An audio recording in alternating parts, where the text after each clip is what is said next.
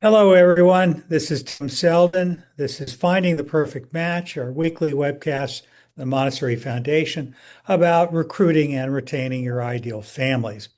This week's topic is when a family wants to be released from their enrollment agreement. And I'm hoping that the internet will hold up. I'm out at a school where the local Wi-Fi has gone down, and so I'm on my cell phone, and I'm hoping it will work adequately for what we need this week. If not, I will re-record it, and I will send everyone the recording of that. But let's see what we can do. Um, let me Everyone should be able to get in. I see that Lisa Reiner is joining us here. Hi, Lisa. We're having internet troubles here, Lisa. Can I make you co-host and ask you just to monitor in case anything goes wrong? Great. All right, so hang on before we start.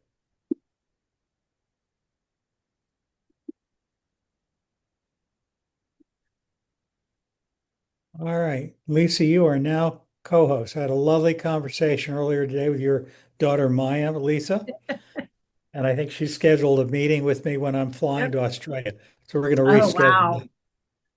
We're going to reschedule. It's my fault that I didn't block it out on the calendar.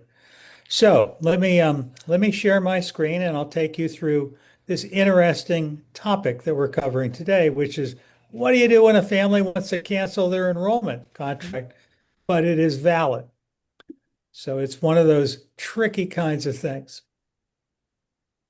Hang on just a second. Here we go. I think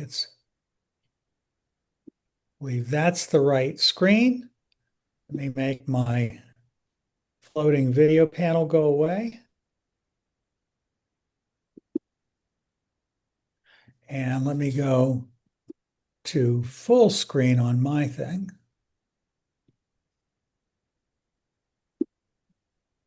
And whoops. Huh. Hello, Ginger. How are you? We stopped seeing what I wanted to show, so let me try this again. Tim. Yep. All right. So again, Lisa, you are co-host. Let me know if someone's trying to get my attention and just jump in. Anyone who's on, feel free to just unmute and talk. While I'm doing this, I can't see your faces, so I won't know if you're raising your hand or something. Just jump in. So this week's topic is when a family wants to be released from an enrollment contract, and the subtitle is Contracts, Compassion, Consistency, and Sound School Leadership. So I want to make a legal disclaimer. I am not your attorney. I am not an attorney for anybody. So this is just my best advice based on my experience, just like you, of running schools and studying school law. But you got to talk to your own attorney because, among other things, the law is different in some states from other states. So we have an opening situation. We all get the what I call the Dear John, Dear Margot letter, whatever. Family sends you an email, or they call, or they come in and say, "Do you have a moment?" And they announce to you that little Sarah's been admitted to Snate Academy. And it's all because you did such a great job. And you're not sure if you're supposed to be proud or vomit. Or they tell you that they've been, forced to move, or they're getting a divorce, or one of the parents is sick and they can't work. I mean, lots of stuff happens. They chose another school. They don't believe after all is said and done, having gotten their end of year report, that the child is making adequate progress. So the sub question is, what should you do? So there are two legitimate perspectives. The first is the family, their view versus the school view. The family is simply saying, we are simply canceling a service that we've not used, therefore we should have to pay. And the school is taking the perspective typically that we signed a contract with you. You may have had a legitimate time period in which you could cancel, but as of that date, which very typically is somewhere around June 1st, we are relying on this binding agreement from your family to us so that we can pay our bills. We have hired our teachers, we've closed off admission, we've denied admission to other families. What do you expect us to do? So, from their point of view, it's not their problem. So, there are three lenses that we want to look at. Three questions that guide every single decision when we face this. The first is, what are their legal rights? What are your legal rights? The second is, what is financially sensible for your school as a business? And then the third is, what's ethical? What's fair and what's consistent? Because you can't make arbitrary decisions because you like someone. So it's got whatever you do, it's got to be logical. It's also setting a legal precedent. So agreements matter. And most of the contracts that I see that schools write are not well crafted. They leave all kinds of money on the table. There's lots of ambiguity. And I highly recommend that one, the average attorney doesn't really understand schools. That's important to understand. So if anything, they may have sent their kid to a private school and they look at contract law from the perspective of the family. You want to think about what do you need to do to protect yourself. Now, you may be able to replace a child. On the other hand, if 10 families want out, in some schools, that would be enough to put you out of business or certainly ruin your day. So you have to really think about institutional reliance on the family that is making an agreement. Most of us think of it from the point of view that you committed. I have reserved a place. I made my staffing decisions. I made my financial aid allocations. I ordered materials and supplies. I rejected other applicants. And my budget is dependent on you showing up. Now, the contract starts long before school starts.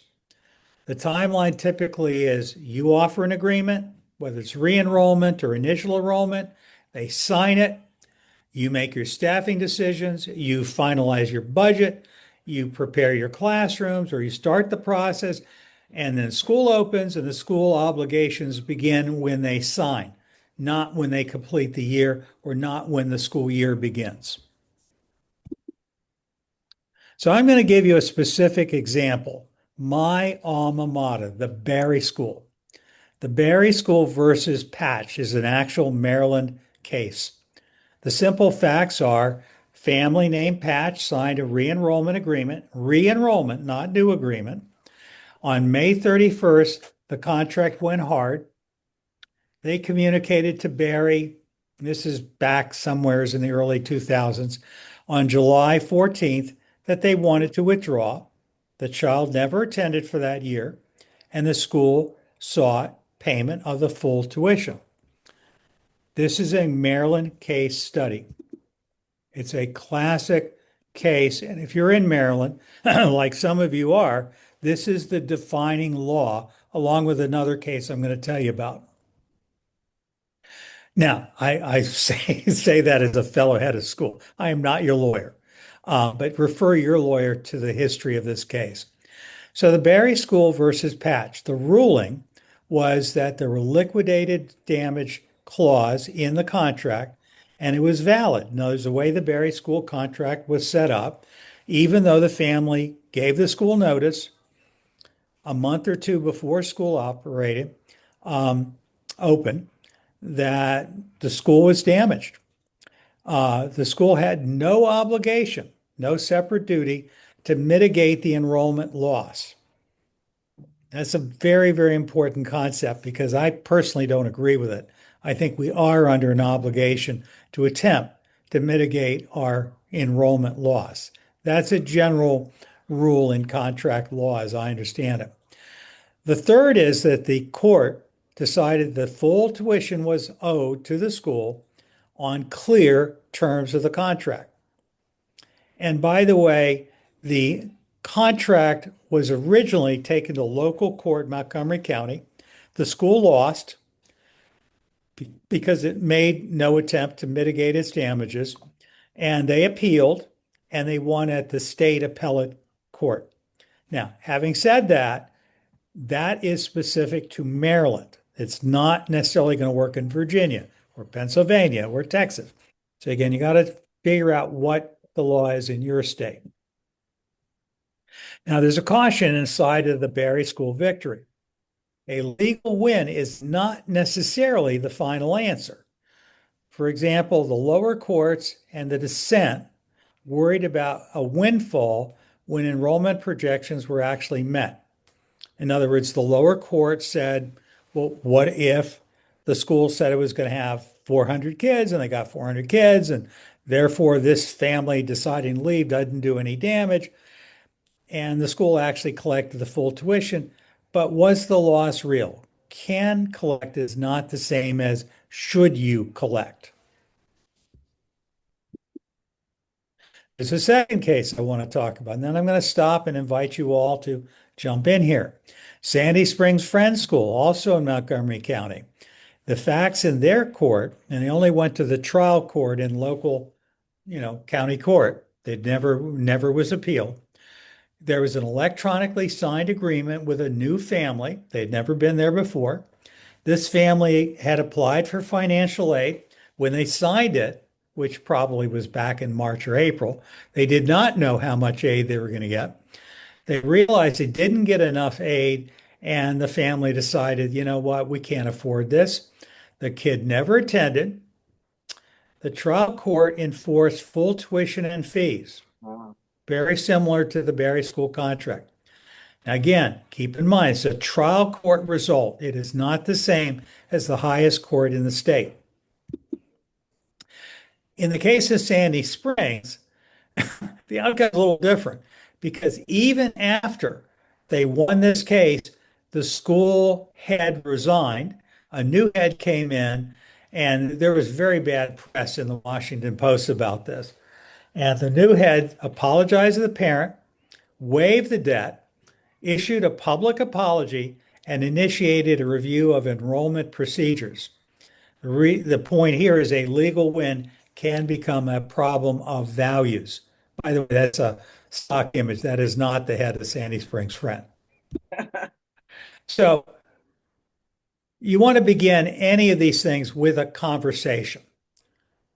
Family reaches out to you and says, Dear Lisa, dear Marlene, dear Margot, my kid's not going to be attending this year for whatever reason. We can't afford it. She's going to public school.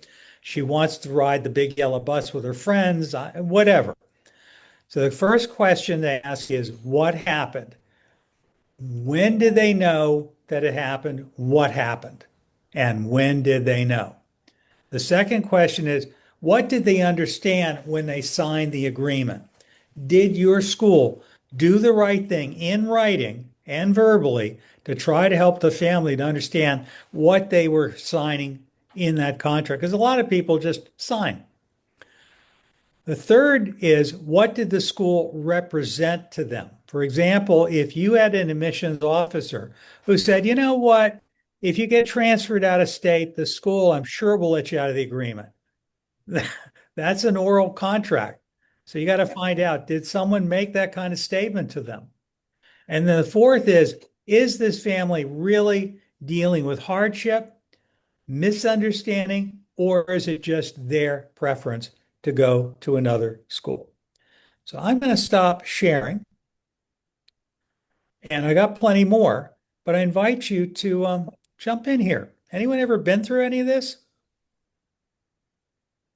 Yes. And what So, did it look like for you, dear? well, in DC, in this area, there's so many people that are, let's see, Army, Navy, Air Force, a lot of people like that. And so I always, like I had a family this year, they told me in the beginning of the year that there's a possibility that the father's going to be stationed down in Texas. They're not 100% sure. And so they did tell me, I don't remember when, uh, that he was, um, sorry. How do you even turn this on? Okay, good. Calling the monitor. Oh my God. We're so sorry we couldn't get your call right now, but please leave us a detailed message and we'll get back. Okay, turned it off. Sorry. I don't know how to do these things. So anyhow, so I knew that something like a military person, I would excuse them because it's only to me fair. And so they left they left in June. Their last day was June, and they didn't have to pay for June. They don't have to pay for July and August. Okay. Because that's just fair to me. Yep. They So mentioned what? it at the beginning. Okay. So what you did in that case is you said, I want to be fair, I want to be reasonable. And even though I assume you may or may not have been able to replace them, you just said, we're not taking you to court on this. Right. Anyone else have an experience you want to share? I have. We have in our contract a clause that it's July 1st.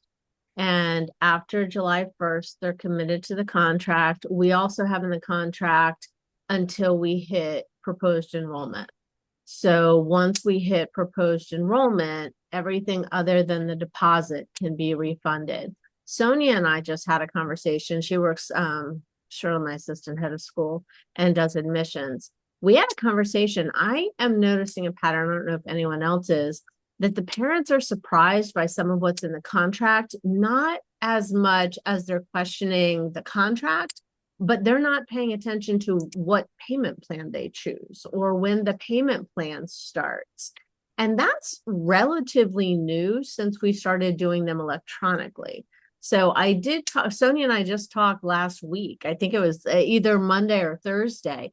I'm thinking of doing a paper copy to go along with the electronic because, and I told her, I'm like, we know the science. We know we process differently. I know I scan differently when something's on my screen versus in front of me. So just as a side note, I think we are going to do a printed copy as well as electronic signature so they can just scan differently. But we do have, once we fill the spot, then the money is returned. Okay. Ginger, I see you're shaking your head. Yes, yes. I like that idea, Lisa, about the proposed enrollment expectation. But we had the same problem as far as our tuition all being electronic as well through TADS. And folks just don't know what their plan is. And the trickiest part that I have now is in recent years, I've been working with two military programs and the Maryland State Scholarship Program to make sure that folks have access to tuition assistance if they can use it. And what we do is provide them a projected credit. So if the military says they're going to give them $1,000 a month, we will add that credit for, so they say they're going to give them $1,000 a month from September to December. I'll add the 4 months credit in. But then the tricky part is that if the military or the state scholarship doesn't actually give you that much money, so then I've got to now tell the parents that they have now a balance, because we only received 900 instead of 1,000 maybe. So it's a little tricky, but I don't know if anybody else works with scholarship programs in that way, and how do you do that? Because I think that we want parents to be able to afford the tuition. And so if we can give them $1,000 payment a month versus $2,000 payment a month for an infant space, awesome. So we give them that projected credit in advance, but then if it doesn't happen, then I've got all these unique situations that I've got to track. That's a very good point. Many, Mhm. many states have some kind of scholarship program, and you've got to ask yourself, what is the family responsible for? Are they responsible for the portion less the scholarship? Because again, if you fill the spot and basically you've mitigated the damage, the new family's either got a scholarship of their own, maybe a little less, or maybe they're paying full price. Anyway, here's another scenario. Is it that child that you have to replace? Or when your enrollment project? I mean, how do you figure this out? It's not that child. It's the projected enrollment. It's not that we don't project the full class. We call it actually budgeted enrollment. So we don't budget at full for each classroom on purpose, but when we hit budgeted, so if we've got 10 and we lose one, they're not going to get that contract money back when we hit 10 again. They'll get it when we hit 16. And not that that ever happened. Like that's not a 10 thing. But that is how we do it. We do work with Maryland Boost, the scholarship program. And when I figure out exactly how we're going to handle that difference, I'll let you know. We haven't quite, I haven't figured it out quite yet. So it's the first family we've had actually use it. And I love that they're using it. And it is a whole new piece to figure out and navigate. So if I get to that point, I will reach out. There you go. And if you get to that point, please reach out. I'd love to hear your ideas. Yeah, I don't know about Maryland Boost. I work with Maryland Childcare Scholarship Program. It's the name in the middle of that is Boost. It's the Maryland Child Care Boost Scholarship Program. I don't know. Maybe that's in more recently because this is the first time we've had it, and maybe they've just changed the name. But yeah. Ginger, remind me what school you're with. I'm with the Journey School in Columbia, Maryland. Oh, right. Exactly. So again, there are all sorts of situations. One of the things you've got to think about is, if you have a capacity of, let's say, 130 children, and your budget was for 110, when you hit 110, whether some of them are on free scholarships or whatever, one option is to say, at that point, no harm, no foul, we release you from your contract. Another scenario is to say, you're in our infant class, we're getting 2.5 times more because of the cost of that, and we need to replace that infant situation, not the overall number of the school. There is no one answer. It is important, I think, to be very clear, to be very consistent so that you're being fair, because ill will is an issue too. Right. The other side is if you don't stick to your guns, your contract means nothing. And so you really got to figure out what are you doing, because it can't be willy-nilly and what mood are you in this day? And that's another part of the whole issue. Again, I've seen schools where 15 families out of 100 get it in their mind that the school is good, but there's another new school that opened up, or our favorite teacher is left and we're following her to another school she's founding, or stuff happens. And this can really threaten a school. When you're operating below 500 students, which is almost everyone, you are really vulnerable if you were to lose 10 to 25 families, which one year at Barry, we lost 85 families all at once because of something that happened in the last week or two of school that really alarmed a group of early childhood families. It just wasn't handled well, and nothing I did could stop it. So again, I've seen schools, usually we don't go out of business, but I've certainly seen schools suffer. And the suffering is not just financial, it's the morale of teachers, the morale of administrators. If you're nonprofit, your board can become discouraged. Lots of bad things can happen. So again, having a good understanding of the law, of your policies, your procedures, generally speaking, can avoid trouble. Really appreciate, Lisa, your point that a lot of families don't really do well with digital copies. They don't really understand what they've agreed to, and you want to give them a signed copy. I would suggest that sending in the mail not only is going to cost 83 cents as of, I think, Wednesday, because rent postage is going up, but most people don't even pay attention to what comes in the mail. We don't mail them. We give them out at carpool. There you go. And deliver it. Not a bad play. Even better is have them physically come into the office, sit in front of you, go over it just like you were a car dealer, and have them sign it right in front of you. No wrong answer here. It's just one of the things that we deal with. Anyone else have a story you want to share or a question you want to ask? Hello, everyone. This is Erica Johnson, Arbor Montessori School in Decatur, Georgia. Hi, Yeah, I'm Erica. listening. Hi, I'm listening to everyone, and everything sounds familiar. Actually, this morning, our accounts manager called me because I'm technically on vacation.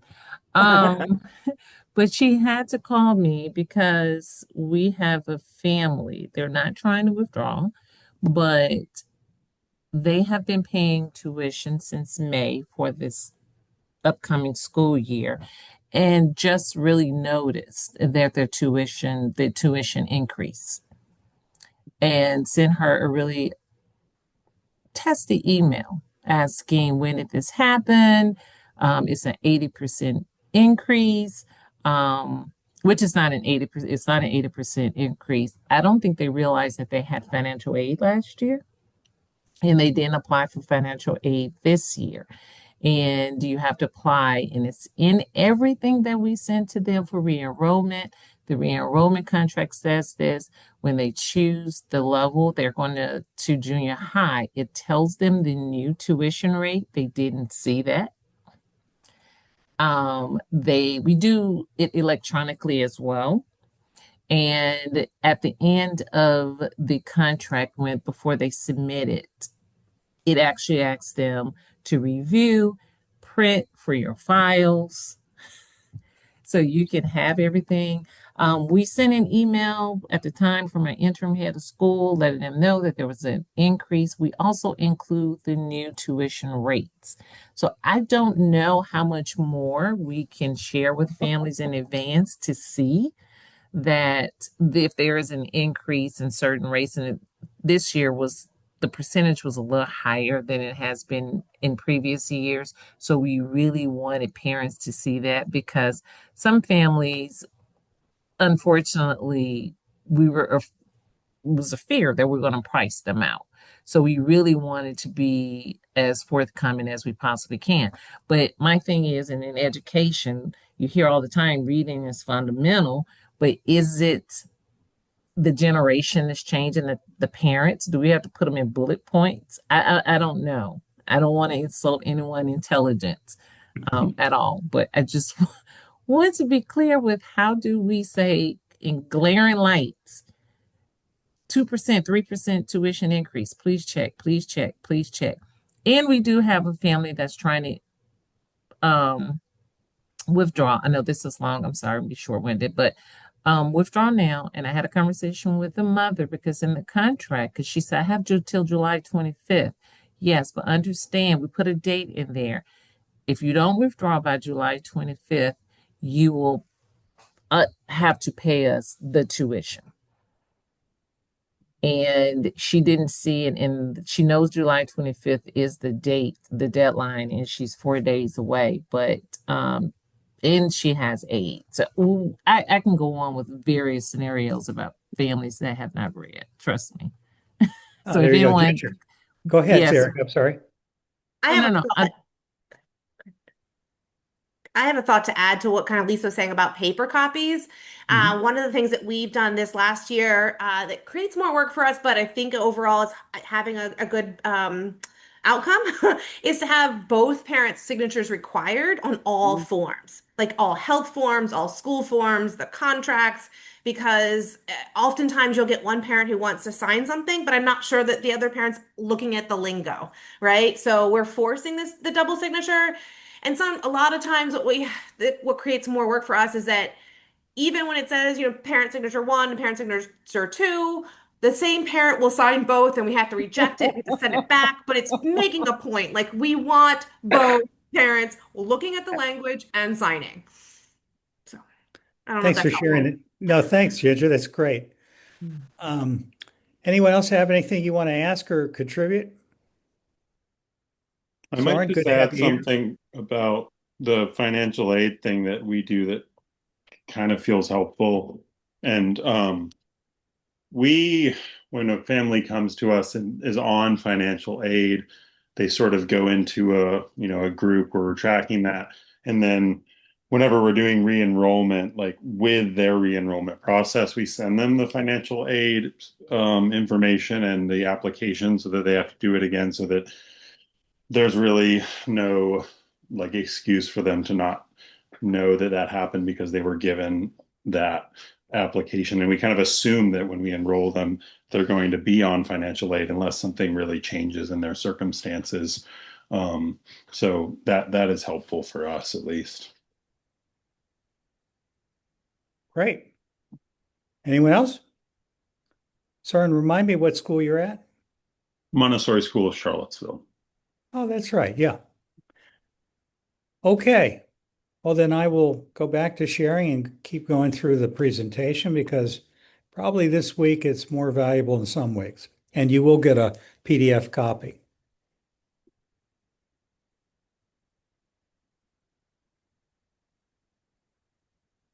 All right. So we have said we're going to begin with a conversation. We're going to ask these questions of what happened, when did they know, what did they understand when they signed, did the school in some way, shape, or form have any culpability? Did we misrepresent something unintentionally, like assuring them, no problem if you move out of town, and they basically buy a new house, 10 miles away and say, I can't get there anymore because they bought a new house. Well, they voluntarily chose to buy that house. And then was there a hardship in the situation? Is there a misunderstanding or is there a preference to we're sending them to the local church school or something like that? So not all withdrawals are the same. It's the old issue of is it hardship or is it just an arbitrary decision they're making? Are they unexpectedly being told to relocate because military service? They're in the diplomatic corps of some country. They've been reassigned to another country. Is it that somebody is seriously ill? Is there a financial catastrophe, a business that's failed? Or is it just they have a preference to send the kid to the public schools, or they were holding multiple places, like we applied for admission to Sidwell Friends, and guess what? We got in. That's not my problem. Or is it, that did they knowingly miss a deadline? For example, Erica was talking about this one mom who wants to withdraw and knows that your deadline is July 25th, which, by the way, I would think is pretty late in my book. I would make it earlier. But certainly that mom is on notice that she's got to send you formal notice that she's forfeiting her spot before the deadline. And lots of people say, but that shouldn't apply to me. So you want to have a consistent review process. One of the reasons for this is it can go to court. Hopefully won't ever, but it can. And you certainly want to show that whatever you do is not just arbitrary and capricious, even though the reality is if you want to, you can be. But if you start showing a pattern that the other side can prove, you're probably going to lose if they've discovered that you're not being consistent. So we recommend that you follow 6 steps in every situation, every single time. The first is if the family wants to withdraw, it must be in writing.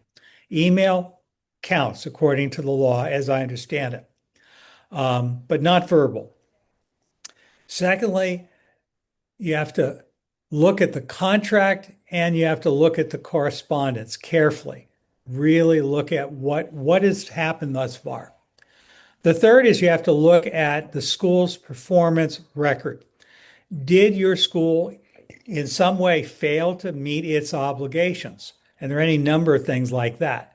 Child was allowed to go home with poop in her pants, or the child was left outside on the playground and unsupervised, or somebody grabbed the child by the wrist and basically committed an act of aggression against a young child. The next thing I got to look at is the amount due. Is it really worth fighting over $100? The next thing you got to look at is the actual loss and your prospects for replacing that loss in one way or another. And the final thing is, if you decide to do something, it needs to be authorized and it needs to be in writing. Now, if you're in a board school, you should be operating within written policy adopted by the board. In other words, if the board says we have to sign off on any decision, or if you work for a for-profit company, if they say before you release something from a contract, you have to have written authorization from management that this is okay. Whatever it is, follow procedure. And we just recommend that that procedure be done in writing. That would include if you set up some kind of committee, maybe in your admin team or something like that. Whatever it is, put it in writing. Now, I don't care how good you are, you're going to have situations where there are exceptions. So ideally, you want to figure out what are the exception criteria, because not every case is going to be the same. One, you want to think about the framework, which is, are we going to give a full release? Are we going to give a partial release? Are we going to get firmer in our enforcement? Just think about what are the categories of decisions and put them in writing before this kind of stuff hits. Because when it hits, it usually hits 1, 2, 3. Like you might get 3 of them in a summer within a week. And one of the reasons for that is quite often those parents are talking to each other. Right. So, what outcome does your school want? Clarify your goals before you respond to one of these phone calls or emails. So again, you get a testy phone call. What do you mean you increased the tuition by this much? I didn't know. You didn't tell me. I can't afford to do this. Whatever. Before you say a word, say, let me look into this. I understand you're upset. Let's set a date. I will get back to you. I need 24 hours to come up to speed. So clarify your goals. The first goal is, do you want all the money that's owed? The second is, do you want a contribution towards the actual loss your school is going to take? In other words, you're willing to settle for less than the ideal. The third is, do you want a quick settlement and quick closure? Sometimes that's exactly what you want because you don't want the parents talking in the parking lot. On the other hand, if you quickly let them out, they may be talking in the parking lot. Next thing is you can let someone make payment against this year's tuition that's owed over time. So whether it's over 12 months or over 24 months, there are situations where a school will say, I can't release you from the contract according to the school policy, but we can work with you to have a payment plan. We probably need to set up another session where we talk about how do you collect on bad debts. And then the third thing is you probably want whatever you do to be confidential. And quite often you do that with a confidentiality agreement. We will do this for you, but we need for you to sign this thing, releasing us from any obligation and agreeing that you will not discuss this with anyone else. Now, many times what actually happens is a negotiated settlement. Now, one common settlement framework would be you just let them out with a deposit that you retain. Another is you keep the deposit and you get 1 to 3 months of tuition. Another is the idea of we'll release you when we can replace your seat. Another is we'll give you a percentage off of what you owe us. And then the final is you actually say, based on what you've documented, we will release you because this is a legitimate hardship.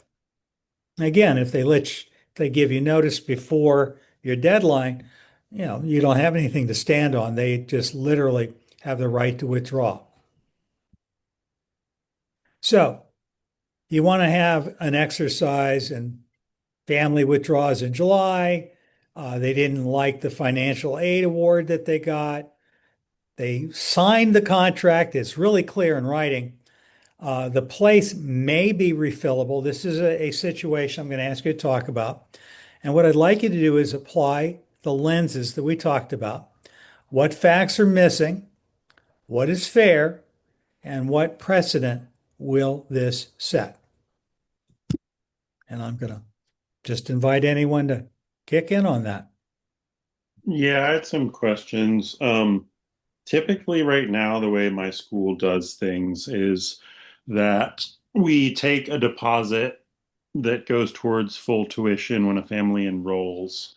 And if a family withdraws from enrollment, typically, if they do it 2 months in advance of when they're supposed to start, I release them from enrollment and they do not get their deposit back. The deposit is only $500.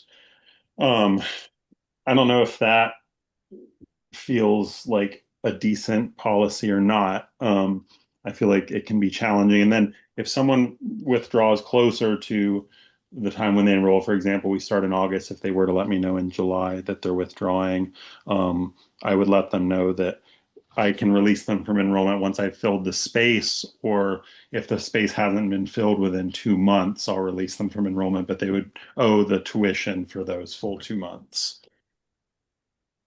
Thanks, Soren. Anyone else? Our deposit is non-refundable, whether they tell us within a week after they paid it, it's non-refundable, and we put it everywhere. So the only way that we will refund the deposit if a student has enrolled, and there's times where we decided that we cannot meet the student's needs. And they can get their re-enrollment, but they do not get any tuition back that they've already paid while the student is enrolled. But that's the only way that they would get, and then it's in our contract as well. Okay. Let me give you a somewhat different situation regarding the when you dismiss a child. Let's imagine you've got a kid that you've taken into the school, and the child attends, and about a month into the school year, he is found committing an act of such gross irresponsibility that it could have burned the school building down. And you decide that this kid can't be in the school. Do you release them because you can't meet his needs, or do you release him and hang on to the money paid, or the money owed is still required because by God, this kid could have destroyed your school? I've only had to release a child once, and we didn't hold them responsible for the financial responsibility. We released them and worked with them to find the fit to support the needs that the student had. But he was unsafe in the classroom. So that's what we chose. By the way, I know Soren just said that your deposit in Charlottesville is 500. In my world, 500 is dinner. And lots of people walk away from that. And I see Erica says, your deposit is 1,500, which is closer. I'm at a school in California where the deposit is darn close to $5,000, 2 months worth of tuition. And by the way, I think what happens at this school, which is not a bad plan, not everyone can do it, but it's a good plan, is when a child first comes to the school, the family puts down essentially a security deposit of 2 months tuition. And their tuition in this school ranges between $25,000 for a 12-month year and $40,000. So they're putting that much money down, and they get it back after they complete the cycle. And I mean, I think they can not re-enroll in a year. We are having conversations about whether they lose it if they don't stay through kindergarten. But that's a whole different conversation. But that's enough to get most parents to think twice. However, there's no wrong answer here. What you've got to do is you think about what will fly in my market with the families I'm dealing with, and you weigh that against what would I do if I had enough families leave that could bankrupt us. I mentioned that the Barry School back in the, oh gosh, it was late 80s. mid 80s. We had 80 families withdraw over the summer. We could not replace them. 85 families. That was enough to bankrupt the school. The way I solved it, because in those days it was a proprietary school, I went out and I took out a personal loan for $1.5 million, and that's how we kept the school alive. Wow. The bottom line is it can get that bad, and you never want it. But again, I know a school in Arizona where, a employee was arrested on child abuse. It was public news. It was horrible. And that school could have easily gone under after a long history of 30, 40 years of being an outstanding school. So again, these contracts are in part meant to be your safety net. I mean, you don't want to hurt a family. On the other hand, you want to make sure your school doesn't simply go up in smoke because, for example, my mom died in March of 1971. And in August, September of 1971, a wheel came off a bus in Washington, D.C. All the kids were taken to the hospital. No one was actually hurt. They were all released that night. But there were a lot of families ready to lynch me. They were really, really angry. They could have easily gotten out of control. By the way, the Silver Spring tire had neglected to reattach the wing nuts to Uh-oh. the tire. That's how it happened. By the way, that's why I run monthly community meetings and recommend that every school do it, because that's when we started really doing those meetings and sitting there and listening to parents say, "Tell me more, tell me more. What do you want me to know?" Because it's all about relationships. Anyone else?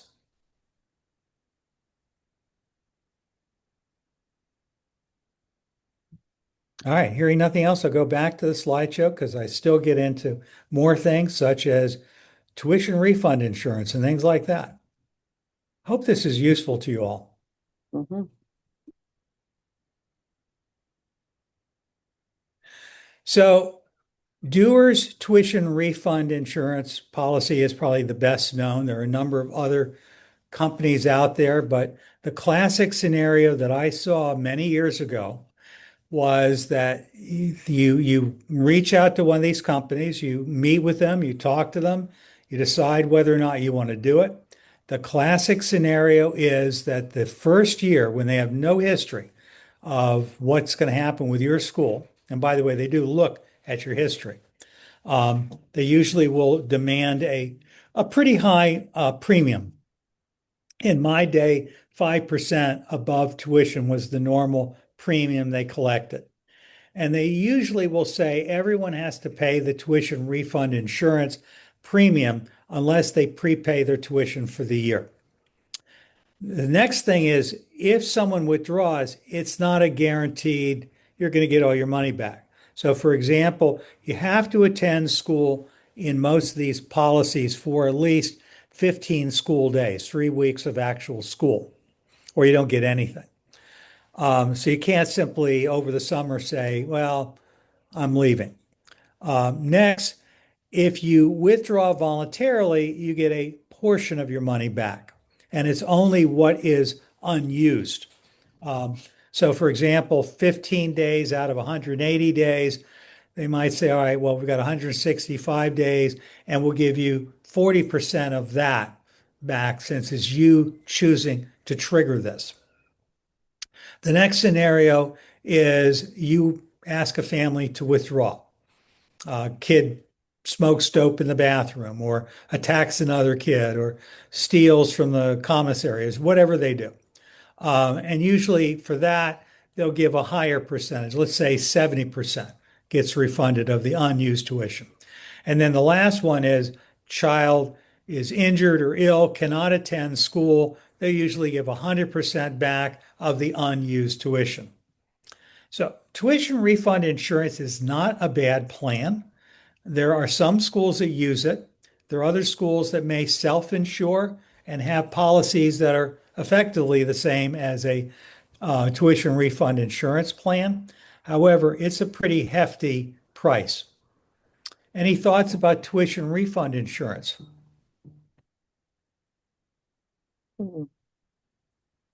Anyone use it? We don't use it for our school, but the school that our kids went to when they left our school, they used it and we used it through them. Yeah, a lot of the more expensive private schools, especially in major cities, will have a tuition refund plan. Sidwell Friends, St. Albans, Gonzaga, any number of these schools, and I know the school that your kids were at, they will typically use it. And usually, by the way, after a couple of years, it becomes like 1% of tuition. And the family doesn't have to pay it if they prepay tuition, which is, by the way, I would argue that's what you want. You do not Right. want to be collecting tuition on a monthly basis, if only for cash flow reasons. That doesn't mean that you have that option. Many of us feel like we can't get families to do that. Anyone else have anything to say on that? Okay, then I'll close with the 5 closing principles. The first is you want to have strong agreements. Now, have your enrollment contract be really, really strong. It can be fair, but be absolutely ironclad clear. You want a very clear disclosure plan so that your families have every opportunity to understand what they're committing to. Then, if they come to you, you want to listen. You want to be consistent in applying whatever your policy and procedure is.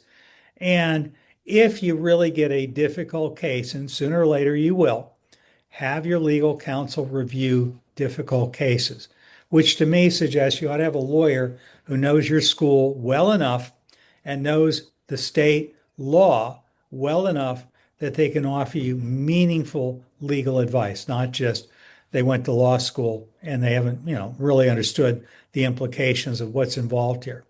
Because if this gets on the front page of the Washington Post, and again, I invite you to take a look at the Sandy Springs Friends case, and in the case of the Barry School. And I think I wrote a big article about this, which I believe you all will get a copy of when you get the recording link. So again, be legally informed, be financially responsible, and be humane and consistent. And I think that's the end of the slideshow. Any last thoughts from anyone? I think that humane and consistent piece makes a big difference.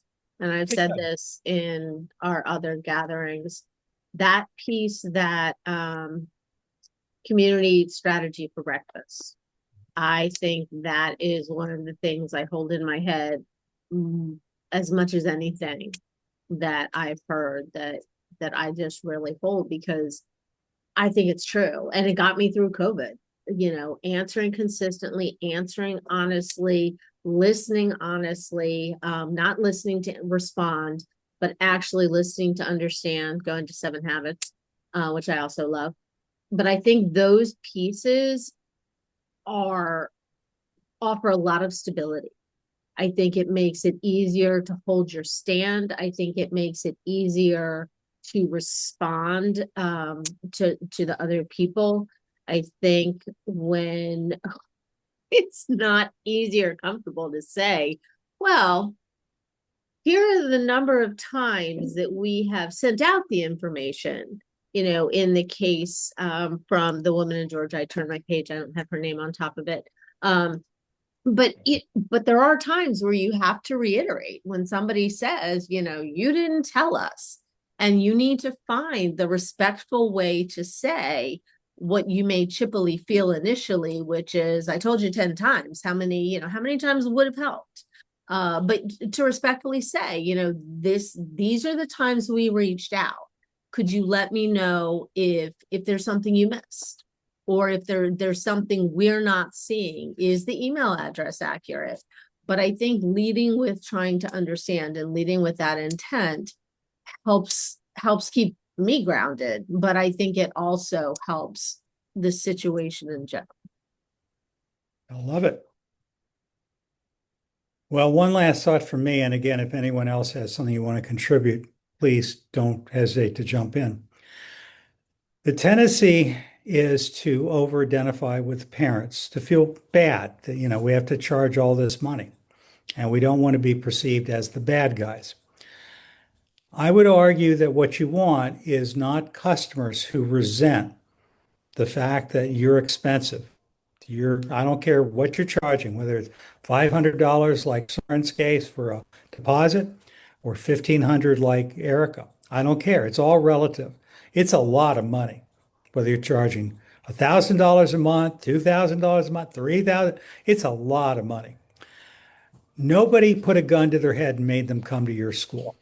Right. They voluntarily approached you. They chose you. You chose them. And the point is, it's a heavy obligation.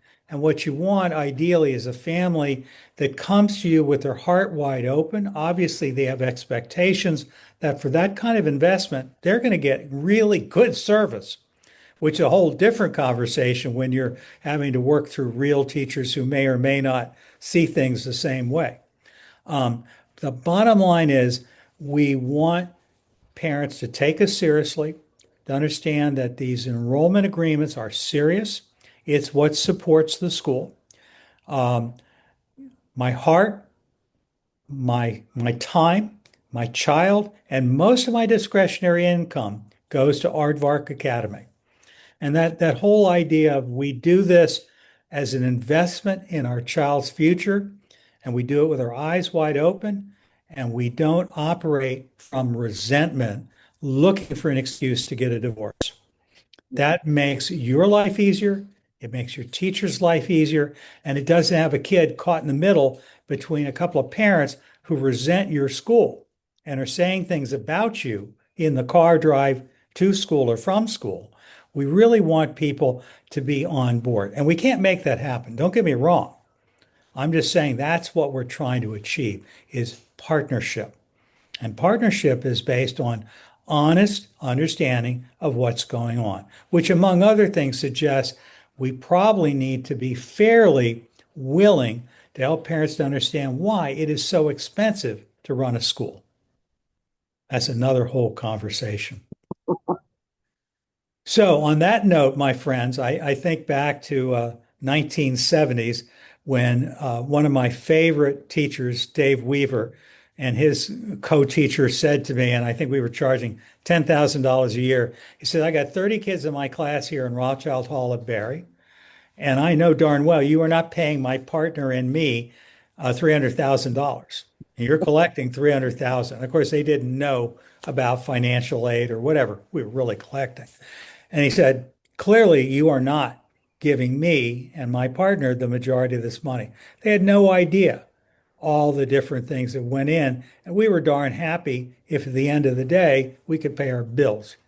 So I think an informed community of parents in general is more likely to appreciate you and at least accept that it's not as simple as what they think. And so that's what we're trying to do. Any last thoughts before I sign us off for the week? Just really quickly, Tim, I think it's Margo. important that the concept of a contract start during the admission process.